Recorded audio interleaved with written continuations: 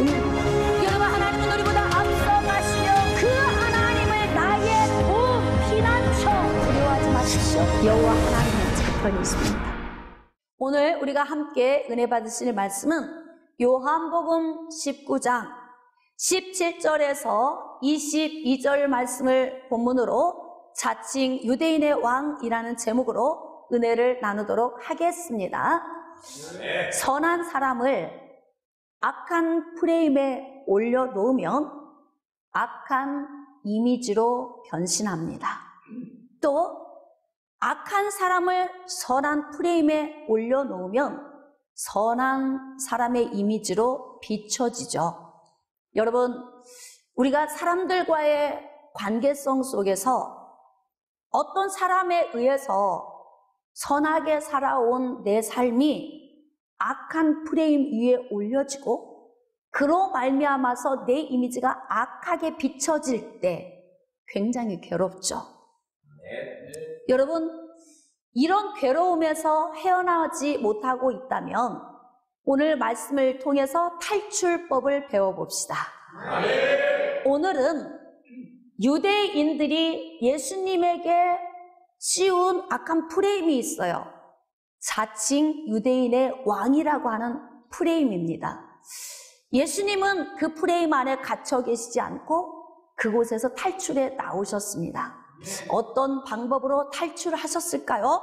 오늘도 우리가 기록된 말씀을 통해서 우리도 악한 프레임에 갇혀 있다면 말씀을 통해 탈출하는 법을 깨닫고 자유해지는 은혜가 있기를 주님의 이름으로 축복합니다. 여러분, 예수님은 하나님의 아들이십니다. 자, 다시 예수님은 곧 하나님이십니다. 믿으시면 아멘. 하나님이신 예수님께서 이 땅에 오셔서 모든 민족으로 하여금 구원의 복을 주시기 위하여서 십자가에 달려 돌아가셨습니다. 그리고 사흘 만에 부활하셨습니다.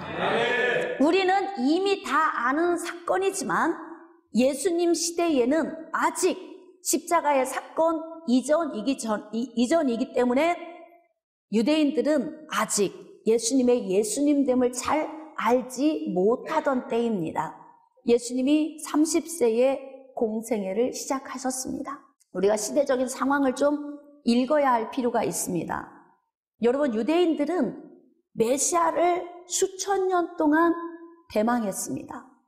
왜냐하면 하나님께서 아담과 하와의 범죄 사건 이후에 메시아에 대한 예언의 말씀을 주셨기 때문에 그렇습니다. 여자의 후손이 오면 마귀의 머리를 깨뜨려 부술 것이라 예언의 말씀을 주셨기 때문에 이들은 오실 메시아에 대해서 간절히 기다렸습니다. 그런데 오실 메시아를 기다리는 수천 년이 지나는 동안 이스라엘의 변화가 왔습니다. BC 722년에 북이스라엘이 아수르에 의하여 멸망당했습니다. 자, BC 586년에 남유다가 바벨론에 의해서 멸망당했습니다. 이게 성경에 기록된 이야기라서 여러분이 좀 폐부에 와닿지 않을 수 있겠지만 나라를 잃어버리는 이 멸망을 당했다는 것은 다른 이방 민족에 의해서 다스림을 받고 속국이 되는 것을 의미합니다.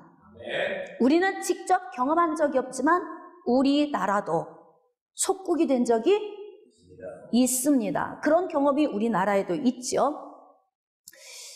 인생에 문제가 오면 신앙의 방향이 달라지죠. 제가 여러분에게 한번 질문하겠습니다. 똑같은 믿음이 있다고 가정해 봅시다. 한 사람은 문제가 없음에도 이 믿음을 소유하고 있습니다. 또 한 사람은 굉장히 많은 문제 가운데에서 이 믿음을 소유하고 있는 것입니다. 자, 두 사람의 믿음 중에 어떤 사람의 믿음이 더 견고한 믿음일까요? 문제가 많은 사람의 믿음이 더 견고하다. 자, 또 문제가 없음에도 불구하고 믿음이 있는 사람이 더 견고한 믿음이다. 자, 이제 조금 양분되고 있어요. 잘 들어보세요. 문제가 많을 때 믿음이 좋은 사람은 문제 해결되면 어떻게 될까요? 믿음이 좀 사그라든다. 문제가 없음에도 불구하고 견고한 믿음을 가진 사람은 문제 때문에 믿음을 가진 것이 아니고 예수님 바라보는 믿음을 가진 거예요.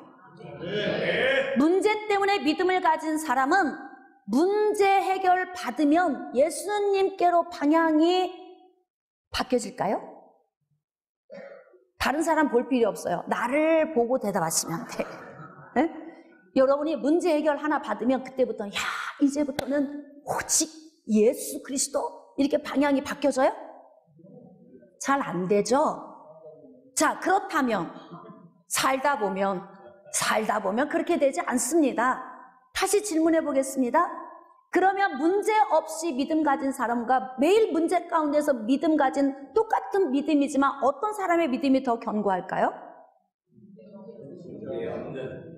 문제 없이 소유한 믿음이 훨씬 견고한 믿음입니다. 제가 무엇을 이야기하고 싶냐면 이스라엘 백성들이 가나안 땅에 들어와서 주인된 삶을 살 때에는 예수 그리스도를 대망하는 메시아 사상이 구세주, 구원주 이렇게 바라보다가 이들의 신앙이 방향이 바뀌어지기 시작하는 거예요. 언제부터 신앙이 바뀌어지냐면 이들이 바벨론 포로로 끌려가서 이방 땅에서 신앙생활을 하기 시작하면서 그곳에서 말씀을 연구하는데 이 말씀이 어디로 바뀌어지냐면 율법주의로 바뀌기 시작합니다. 즉 이것은 그들이 힘겨운 문제 가운데에서 예수 그리스도에게 초점을 맞추지 못하고 오직 지금 포로로 끌려가 있는 속국으로 살고 있는 자유가 없는 이런 삶에서 해방하고 싶은 간절함이 훨씬 컸다는 거예요. 그러다 보니까 메시아 대망 사상이 자꾸 흐려지기 시작합니다. 메시아가 우리에게 와서 우리의 문제를 좀 해결해 줬으면 좋겠다. 빨리 이방인의 속국에서 벗어나게 하고 우리가 좀 자유한 삶을 살았으면 좋겠다는 이런 목적성을 가지게 됩니다. 그렇기 때문에 그동안 조상 대대로 기다렸던 메시아의 대망 사상이 색이 자꾸 흐려지기 시작하면서 이들에게는 어떤 사상이 생기기 시작했냐면 우리에게도 왕이 있었으면 좋겠다. 이런 생각이 팽배해 있던 시기에 예수님이 오신 거예요.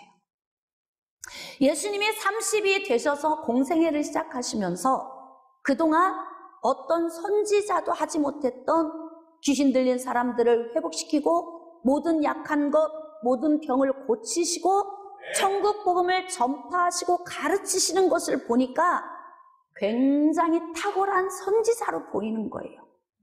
그러니까 유대인들이 예수 그리스도 주변에 몰려들면서 이분이 도대체 무슨 이야기를 하는지 귀를 기울이기 시작합니다. 그래서 예수님이 사역하는 현장마다 항상 바리새인과 서기관들이 몰려든 거예요. 이유는 예수님이 무슨 얘기를 하는가 듣기 위해서 모인 겁니다.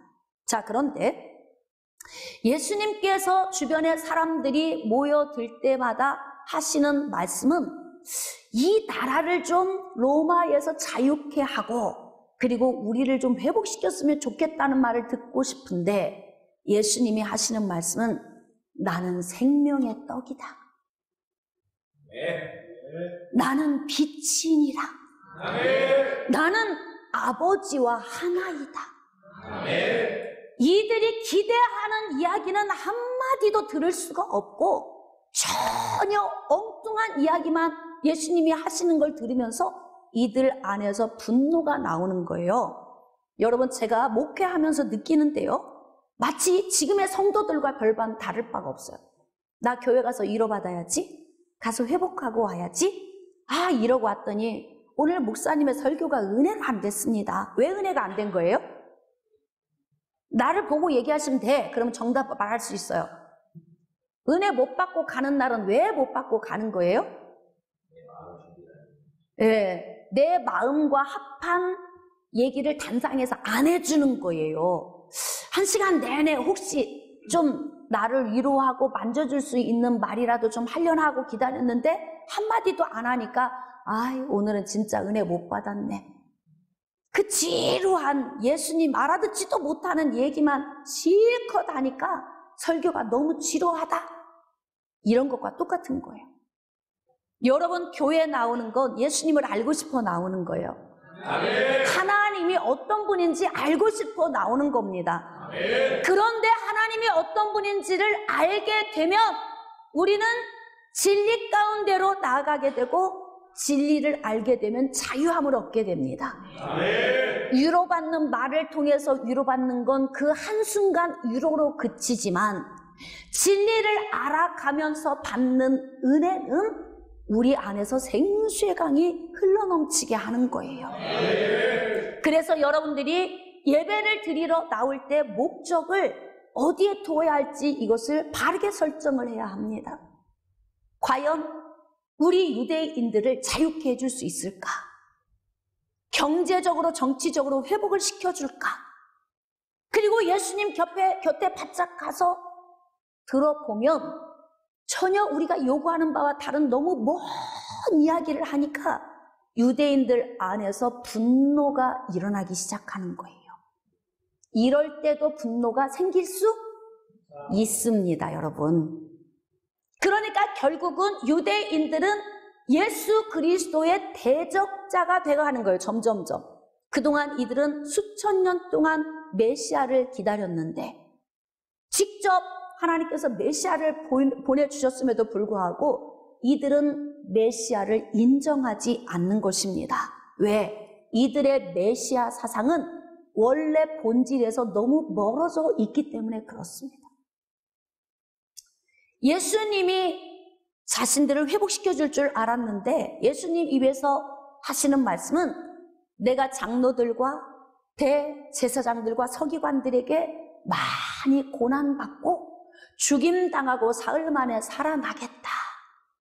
자, 이런 얘기가 관심이 있을까요? 없을까요? 다시, 관심이 있을까요? 없을까요? 꼭 누구 같아요?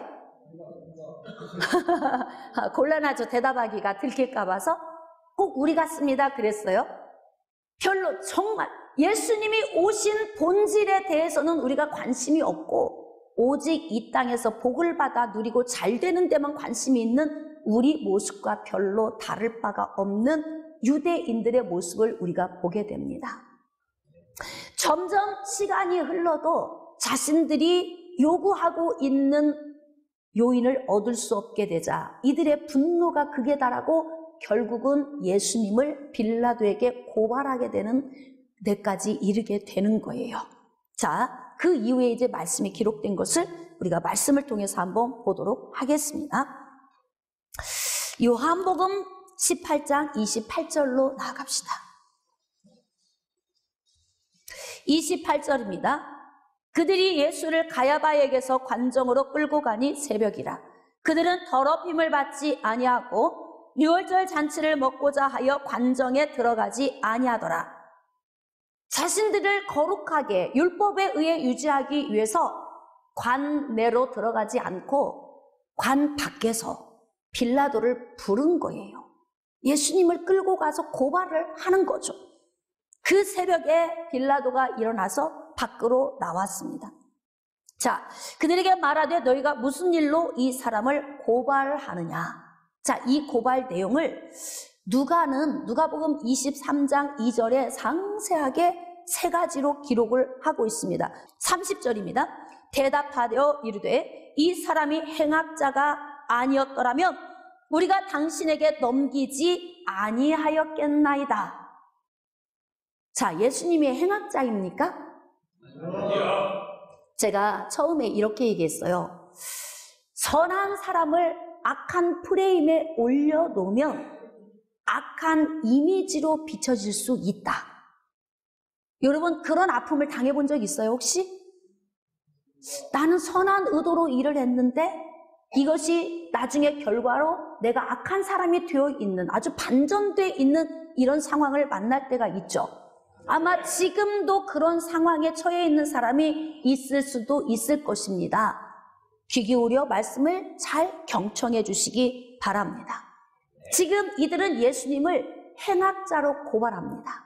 예수님은 곧 하나님이시고 예수님은 곧 하나님의 아들이시며 예수님은 창세기 3장 15절의 말씀에 성취자로 오셨지만 유대인들은 알아보지 못하는 거예요. 왜? 육신적인 눈에 가려서 영적인 눈이 안 보이는 것입니다. 그래서 예수님을 행악자로 고발을 했습니다. 31절입니다. 빌라도가 이르되 너희가 그를 데려다가 너희 법대로 재판하라. 자, 고발 내용. 그는 유대인들을 미혹했다. 첫 번째. 두 번째, 가이사에게 세금을 바치는 것을 금했다. 세 번째, 그는 자칭 스스로 유대인의 왕이라고 이야기를 했다. 이것을 너희들 종교법으로 너희들끼리 알아서 해. 이걸 굳이 나한테 가져올 필요가 없어. 빌라도가 이렇게 이야기를 합니다. 자, 유대인들이 이르되 우리에게는 사람을 죽이는 권한이 없나이다. 하나의 거짓된 프레임을 씌우려면 이 거짓이 거짓을 낳고 거짓이 거짓을 낳기 때문에 계속 거짓을 말할 수밖에 없어요. 사실 이들이 지금 겉으로는 세 가지의 고발 요인을 가지고 왔지만 실질적으로는 예수님이 하나님의 아들이다. 내가 곧 하나님과 하나다. 이 신성 모독죄 때문에 사실은 예수님을 지금 끌고 온 거 아닙니까? 그런데 이걸 싹 감췄어요. 자, 그리고 이들이 겉으로 표출을 한 것은 로마법에 해당될 법한 내용을 가지고 왔는데 그것도 빌라도가 볼 때에는 별거 아니야. 곧 이것 가지고 법정까지 갈 필요가 없는 문제라고 생각을 하는 거예요. 근데 이들이 다시 또 거짓말을 또 합니다. 너희 법대로 재판하라고 하는 말에 우리에게는 사람을 죽이는 권한이 없나이다. 여러분, 하나님의 말씀에 신성 모독하는 자, 즉 여호와의 이름을 모독하면 반드시 너희들이 회중이 돌로 쳐 죽일지니라. 레위기서 24장 16절에 기록되어 있어요. 이들은 지금까지 자기들의 식대로 이 말씀을 적용해서 스데반도 돌로 쳐 죽였습니다. 야고보도 칼로 목 베어 죽게 했습니다. 다 할 것 다 해놓고 지금 우리는 죽일 권한이 없습니다. 라고 또 거짓을 이야기하고 있죠. 거짓은 거짓을 만들어냅니다. 할 수만 있으면 악한 개교를 갖지 않기를 원합니다. 예수 그리스도를 죽이기 위하여서 이들은 악한 프레임을 걸어놓고 예수님을 그 위에 이렇게 올려놓는 거예요. 그러니까 예수님이 어떤 분인지 잘 알지 못하는 믿음이 연약한 자들이 예수님을 바라볼 때는 예수님은 저렇게 나쁜 분이구나. 악한 자로 보일 수밖에 없도록 만드는 거죠. 자, 그래서 여론을 조성해 가는 거예요. 그래서 죽일 수밖에 없는 분위기로 몰아가는 것입니다. 33절입니다. 이에 빌라도가 다시 관정에 들어가 예수를 불러 이르되 네가 유대인의 왕이냐? 자, 고발 요인 중에 자칭 유대인의 왕이라고 했던 내용이 고발 문서 안에 들어있기 때문에 지금 빌라도가 예수님에게 물어보는 거예요. 네가 유대인의 왕이 맞냐? 즉 이 말은 네가 유대인의 왕으로서 나라를 회복시킬 정치적인 메시아로 온 것이 맞냐? 지금 이렇게 질문을 하고 있는 겁니다. 지금 빌라도가 유대인의 왕이냐고 묻는데 예수님이 대답하시는데 굉장히 아주 시원한 대답을 하십니다. 자, 36절 예수께서 대답하시되 내 나라는 이 세상에 속한 것이 아니니라. 만일 내 나라가 이 세상에 속한 것이었다면 내 종들이 싸워 나로 유대인들에게 넘겨지지 아니하였으리라. 자, 이 말씀을 좀 더 쉽게 해석을 하면 내가 정치적인 메시아로 왔다면 유대인들이 나를 죽이려고 하겠느냐. 그쵸? 왕으로 세워서 나라를 회복시키고 자신들이 한자리에 앉아서 같이 누리면 되는데 왜 죽이려고 하겠느냐. 자, 그러니까 결국 이들은 예수님이 유대인의 왕으로 온 것이 아님을 알고 있는 겁니까? 모르는 겁니까? 알고 있는 거예요. 알고 있는 겁니다. 왜? 예수님께서는 내가 하나님의 아들이라고 말씀하셨고 내가 죽은 지 사흘 만에 부활할 것을 말씀하셨으며 하나님과 하나라고 말씀하셨기 때문에 자기의 메시아 되심을 본질적으로 계속 3년 반 동안 말씀하셨습니다. 그런데 그 말씀을 뒤로 숨겨놓고 악한 프레임을 씌우는 거예요. 자, 그리고 예수님이 하나님의 아들로 오셔서 우리의 정치적인 메시아가 아님을 알고 이들 안에 일어난 분노가 결국은 예수님을 죽이기 위해 모략을 세운 것입니다. 그러니까 내가 세상의 메시아, 육신의 삶의 회복을 위해서 왔다면 이들이 왜 나를 죽이려고 하겠느냐. 그렇다면 이들은 반드시 예수님의 예수님됨을 알고 있지만 어둠에 의해서 이들이 지금 쓰임받고 있다는 걸 우리가 알 수 있는 거예요. 이제 내 나라는 여기에 속한 것이 아니니라. 하나님의 나라, 넓고 크고 웅장하고 광대한 우리 눈으로 다 측량할 수 없는 그 나라에서 만왕의 왕으로 통치하고 다스리시는 예수 그리스도, 곧 하나님이신 예수 그리스도가 어떻게 단순히 유대인의 정치적인 왕으로 올 수 있느냐. 지금 그 이야기를 하는 거예요. 예수님은 만왕의 왕이십니다. 만주의 주가 되십니다. 예수님은 유대인의 왕으로 오신 것이 아닙니다. 그러나 유대인들은 예수 그리스도를 십자가에 못 박기 위해서 거짓 프레임, 자칭 유대인의 왕이라고 하는 거짓 프레임을 걸어놓고 예수님을 거기에 올려놓는 거예요. 자, 이제 재판이 시작됩니다. 예수님이 십자가에 달리기 전에 빌라도와 나누는 대화 속에서 예수님이 이제는 더 이상은 언급할 필요가 없겠구나라고 생각하신 것 같아요. 자, 37절 빌라도가 이르되 그러면 네가 왕이 아니냐? 예수께서 대답하시되 내 말과 같이 내가 왕이니라. 제가 질문하겠습니다. 이 왕은 어떤 왕을 의미할까요? 할렐루야. 만왕의 왕을 의미합니다. 여러분이 이 말씀을 읽을 때 영적인 의미로 이걸 볼 수 있어야 해요. 자, 내가 이를 위하여 태어났으며, 즉 만왕의 왕으로서 온 인류의 죄를 담당하기 위해서 이 땅에 오셨다고 말씀하고 계십니다.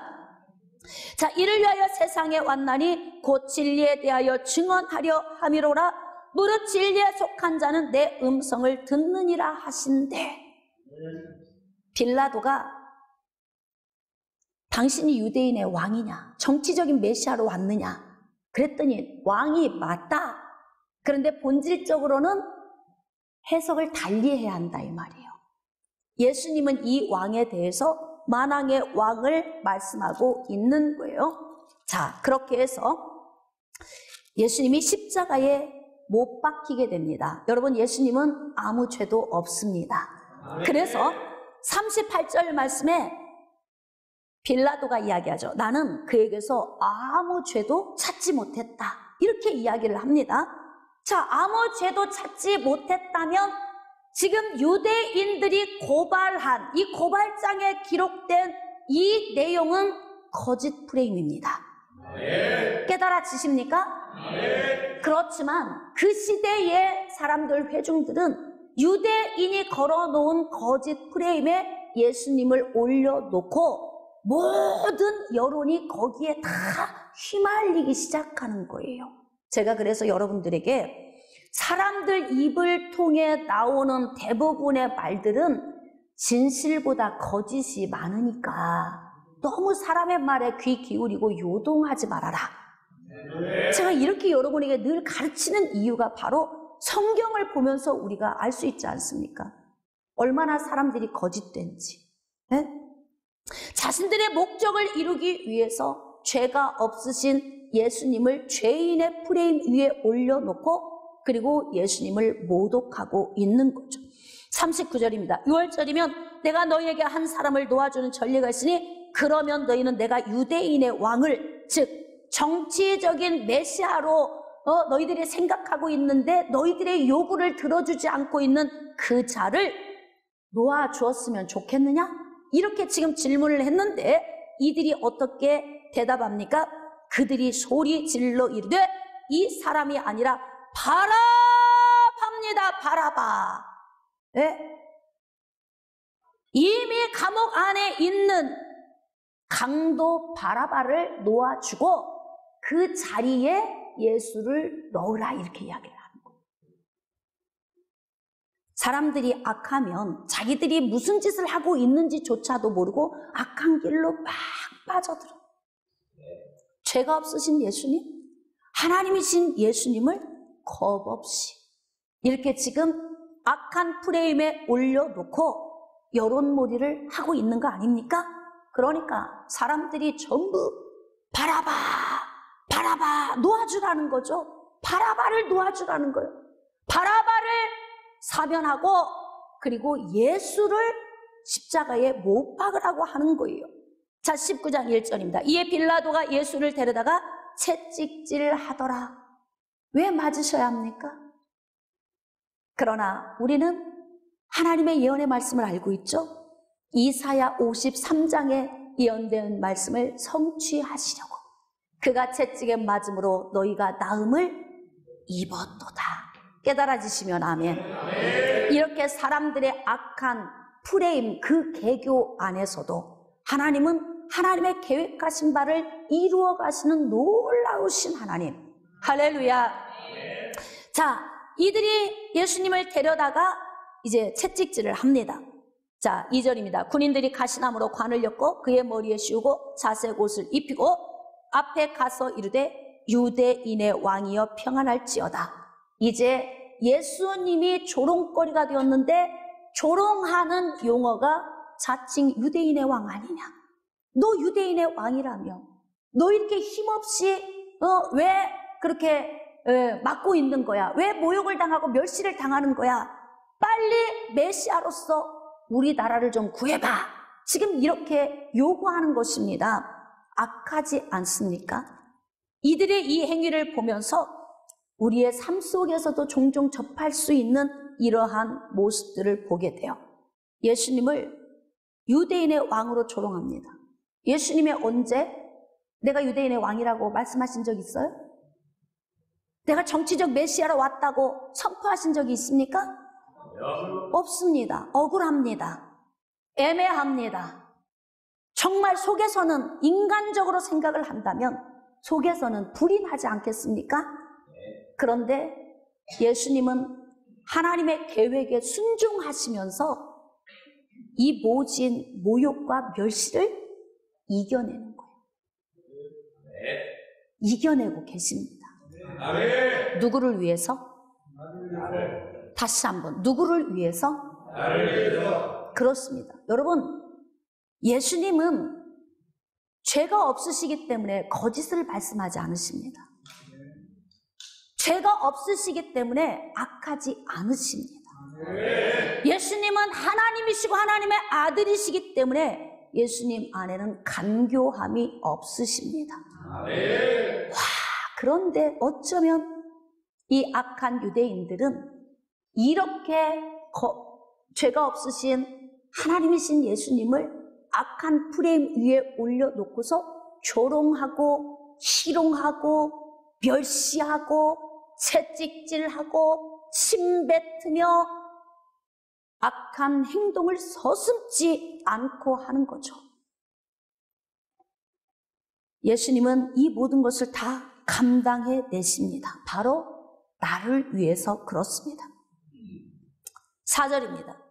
빌라도가 다시 밖에 나가 말하되 보라, 이 사람을 데리고 너희에게 나오나니 이는 내가 그에게서 아무 죄도 찾지 못한 것을 너희로 알게 하려 함이로라 하더라. 여러분, 빌라도는 알고 있어요.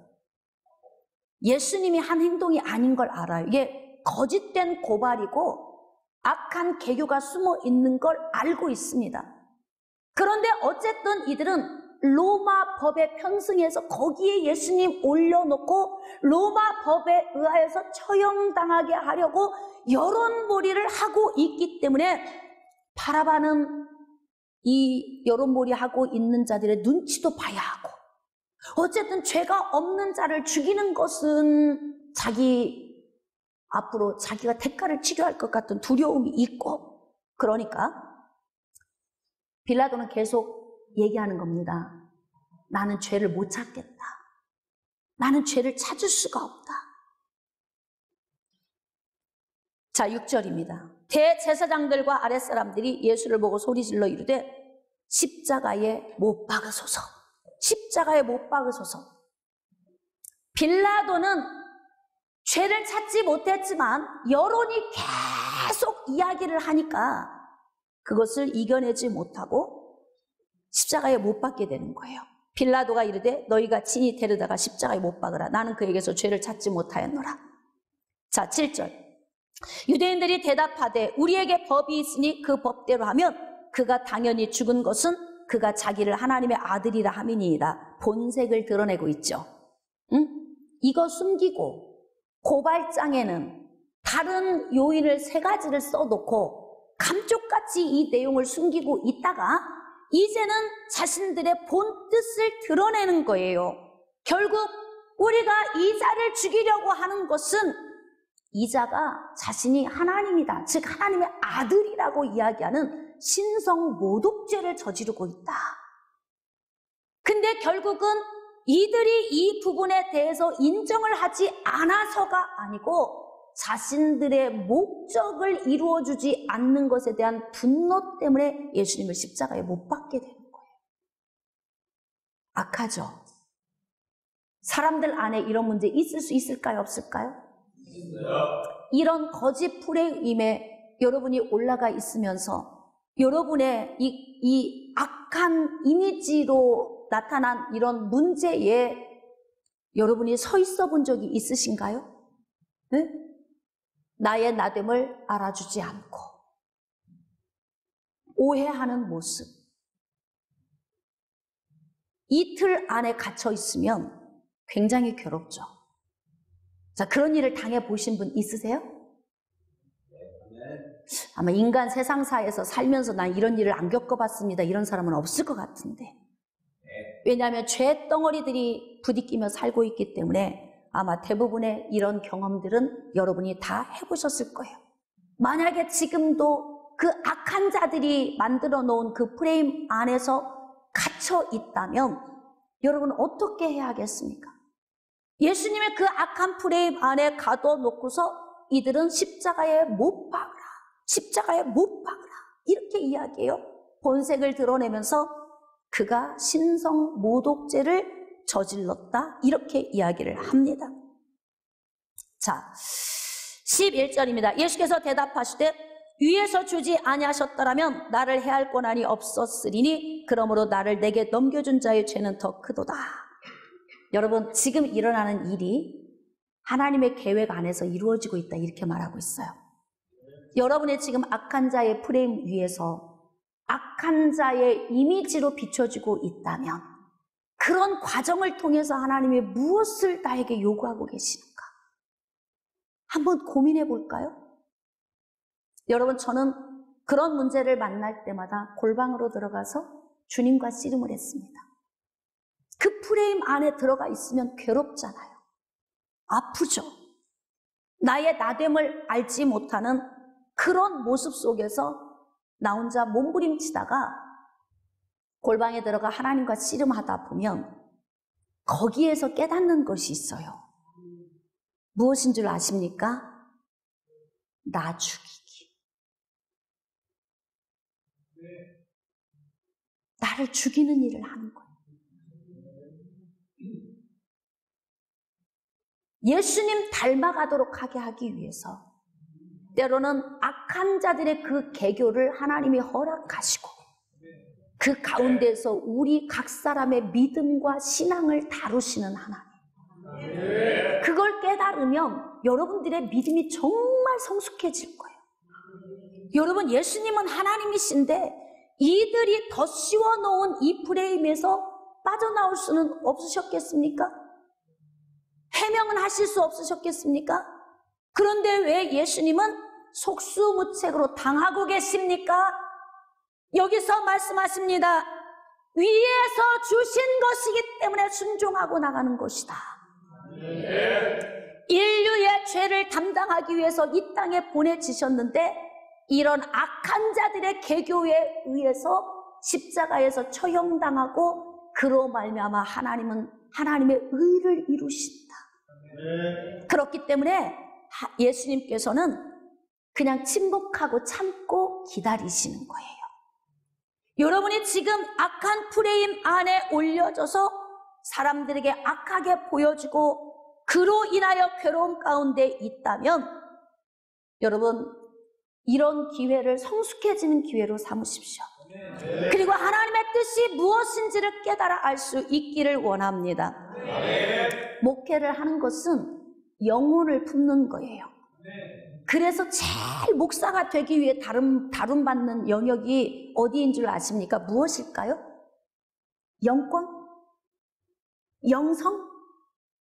지금까지 제가 경험한 바로는 제가 하나님 앞에 다룸받았던 것을 총체적으로 볼 때 인품이었어요. 인품, 속사람. 애매한 문제로 다루실 때마다 왜 이런 문제가 나에게 올까? 그런데 나중에 깨달으면 내가 죽어야 하는 거였구나. 나를 죽여야 다른 사람을 품죠. 형형색색 각양각색의 모양을 가지고 있는 영혼들을 내가 죽지 않고 어떻게 품을 수 있겠습니까? 그러니까 예수님이 수없이 많은 태어나고 죽어가는 이 인류에 있는 그 많은 사람을 품기 위해서 누가 죽으시는 거예요? 다시 누가 죽으십니까? 깨달아지시면 아멘. 예수님이 대신 죽으시는 거라니까요. 하나님의 뜻을 쫓아 순종하며 나가는 예수님을 우리가 볼 수 있는 거예요. 자, 12절입니다. 이러함으로 빌라도가 예수를 놓으려고 힘썼으나 유대인들이 소리 질러 이르되 이 사람을 놓으면 가이사의 충신이 아니니이다. 무릇 자기를 왕이라 하는 자는 가이사를 반역하는 것입니다. 엄청 거짓되죠. 프레임을 거는데 거기에 맞는 프레임을 계속 올려놓고서 예수님의 십자가 처형의 길로 막 밀고 가는 이러한 이들의 거짓된 행위를 볼 때 우리는 이러한 문제를 만났을 때 우리도 어떻게 할 것인지를 좀 고민해야 할 필요가 있습니다. 자, 17절입니다. 그들이 예수를 맡음에 예수께서 자기의 십자가를 지시고 해골이라 하는 곳에 나가시니 그들이 거기서 예수를 십자가에 못 박을새 다른 두 사람도 그와 함께 좌우편에 못 박으니 예수는 가운데 있더라. 이제 비로소 십자가에 못 박혔어요. 자, 그런데 굉장히 중요한 일이 벌어집니다. 자, 19절 밑줄 긋고 합독합시다. 시작. 빌라도가 패를 써서 십자가 위에 붙이니 나사렛 예수 유대인의 왕이라 기록되었더라. 여러분, 빌라도는 예수님에게서 죄를 찾을 수가 없었어요. 그러니까 죄패에 이들이 고발한 내용을 원래는 써야 맞는데 이것도 이들의 거짓된 것임을 알게 된 거예요. 그러니까 빌라도가 고민을 하다가 그래도 그냥 유대인의 왕 이 정도의 죄명은 내가 앞으로 당할 대가를 모면할 수 있겠구나라고 생각했을 것 같아요. 그래서 유대인의 왕이라고 썼어요. 자, 그랬더니 21절 유대인의 대제사장들이 빌라도에게 이르되 유대인의 왕이라 쓰지 말고 자칭 유대인의 왕이라 쓰시오. 밥 먹고 이런 생각만 하는 사람이 있어. 할 일도 많을 텐데 어쩌면 이렇게 집요하게 악을 행하는지 끝까지 거짓된 내용을 자신들의 타당성을 주장하기 위해서 자칭, 즉 유대인의 왕은 누가 지금 씌워놓은 프레임이에요? 유대인들이. 그런데 유대인들이 이걸 자신들이 벗어나기 위해서 거기다 단어 하나를 추가했어요. 뭘 추가했어요? 자칭. 그러니까 누가 만들었다는 거예요? 예수님 자신이 자기를 자칭 유대인의 왕이라고 했다. 근데 아까 예수님이 말씀하셨어요. 내가 자칭 유대인의 왕이라고 하고 유대인의 왕으로 왔다면 저들이 나를 잡아 죽이려고 하겠느냐. 그쵸? 말이 막 모순되죠, 서로. 잘 안 맞죠? 거짓말은 이렇게 안 맞아. 자꾸 모순되는 거예요. 진실은 맞아떨어집니다. 아멘. 옆으로 뉘어놔도 맞아떨어지고 뒤집어도 맞아떨어지고 거꾸로 세워도 맞아떨어집니다. 아멘. 그런데 거짓말은 아무리 맞추려고 애를 써도 계속 삐걱거립니다. 자칭 유대인의 왕이라 쓰라 하니, 자 22절 빌라도가 아주 유명한 말을 해요. 빌라도가 대답하되 내가 쓸 것을 썼다. 즉 이 말은 자칭 예수라고 하는 자가 자기를 유대인의 왕이라고 한 것이 아니고 너희들이 씌운 악한 프레임인 것을 나는 안다. 빌라도 정도 되는 사람이 이거 구분 못하겠습니까? 예? 그런데 밀란이 일어날까봐 이들의 의견을 존중해서 그냥 떠밀려 가듯이 가는 거예요. 그래서 자기가 헤어날 수 있는 방법을 찾는 거죠. 죄가 없더라 내가 보니까. 예? 그리고 어떻게 손을 씻고 나는 죄 없어. 이 피가 너희 머리로 다 돌아갈 거야. 빌라도는 알고 있었던 거예요. 예수님에게 씌워진 이 프레임이 악한 것이고 거짓된 것임을 빌라도는 알고 있었습니다. 자, 그러면 예수님이 이 프레임 안에 그냥 갇혀 있었다면 어떻게 되었을까요? 우리에게 영생이 오지 않습니다.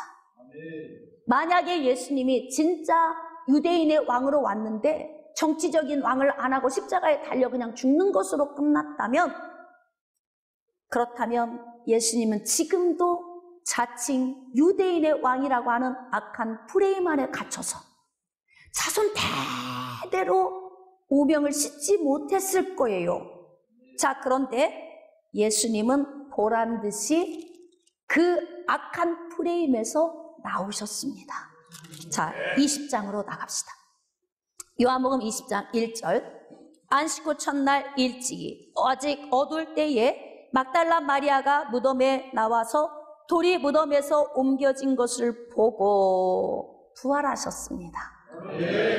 예수님이 부활하지 못하셨다면 예수님은 지금까지 자칭 유대인의 왕으로 남아 있었을 거예요. 그런데 예수님은 그 악한 프레임의 틀을 깨고 무덤을 깨고 나오셔서 부활하셨습니다.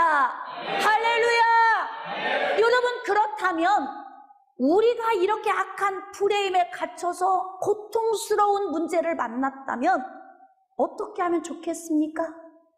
부활신앙을 소유하면 됩니다. 부활하신 예수님, 나를 위하여 죽으시고 사흘 만에 부활하시고 나의 죄를 씻어주시고, 아멘이십니까?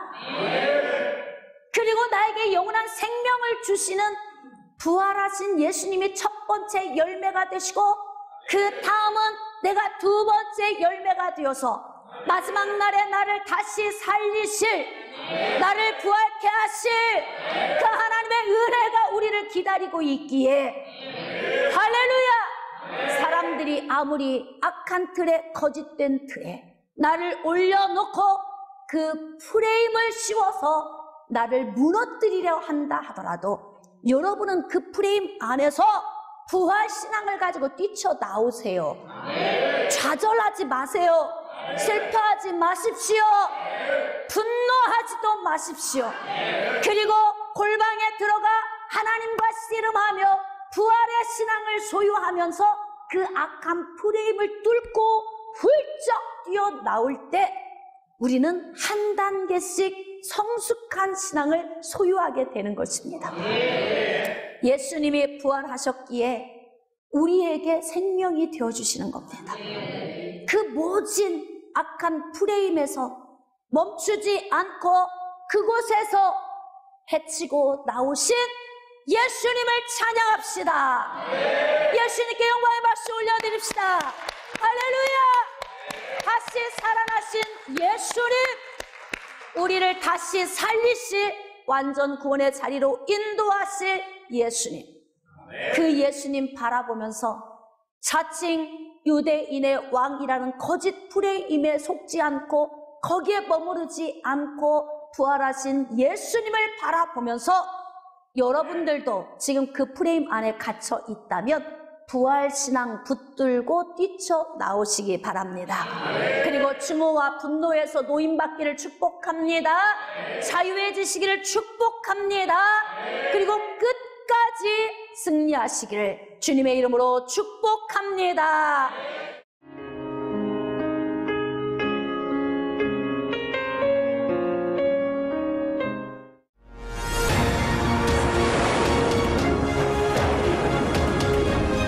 희생하는 사랑, 조건 없는 사랑을 주는 여러분, 하나님은 우리보다 앞서가시며 그 하나님을 나의 도 피난처 두려워하지 마십시오. 여호와 하나님은 제 편이 있습니다.